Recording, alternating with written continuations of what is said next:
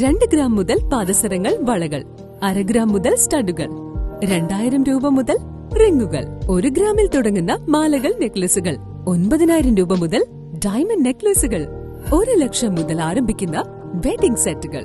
കൂടാതെ നിങ്ങളുടെ പഴയ സ്വർണത്തിന് ഏറ്റവും ഉയർന്ന മൂല്യവും.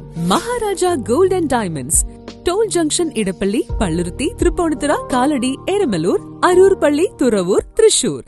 ചുള്ളിക്കൽ പ്രദേശത്ത് വ്യാപക മോഷണം, CCTV ദൃശ്യങ്ങൾ പുറത്ത്.